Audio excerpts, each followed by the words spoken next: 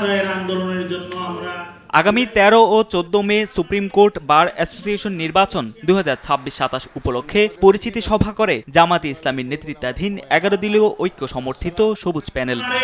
কেন ধৈর্য ধারণ করেছে? রোববার রাতে রাজধানীতে অনুষ্ঠিত এ সভায় সর্বাধিক ভোট পাওয়ার আশা ব্যক্ত করেন প্রার্থীরা। বক্তারা অভিযোগ করেন, বগুড়া শেরপুরের উপনির্বাচনের মতো পেশাজীবী অঙ্গনের নির্বাচনও কারচুপির আশ্রয় নিচ্ছে বিএনপি। ভোট তো দিব, ভোটটা রক্ষা করা যাবে কিনা এই কথা ভোটাররা যখন বলে তখন বুঝতে হয় বা তখন আমাদের উপলব্ধি করতে হয় একটা রাষ্ট্রের অবকাঠামোগত দিক থেকে কাঠামোর জায়গাটা তারা ইতিমধ্যে শুধু প্রশ্নবিদ্ধ করেন নাই, ভোটারদেরকে তারা অপমানিত, কলঙ্কিত এবং লাঞ্ছিত করে ফেলেছেন।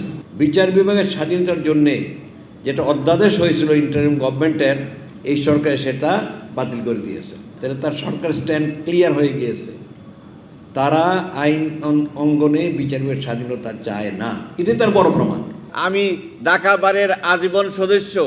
আমি আশাবাদ ব্যক্ত করছি যে ঢাকা বার থেকে আমি সর্বাধিক সংখ্যক ভোট পাবো, আমার প্যানেল পাবে। প্রধান অতিথির বক্তব্যে জামায়াতে ইসলামীর নায়েবে আমির এটিএম আজহারুল ইসলাম বলেন, ফেসিবাদী ব্যবস্থা ফিরিয়ে আনতে চায় সরকার। হুঁশিয়ারি দেন, গণভোটের রায় বাস্তবায়ন না করলে আন্দোলনের মাধ্যমে তা বাস্তবায়ন করা হবে।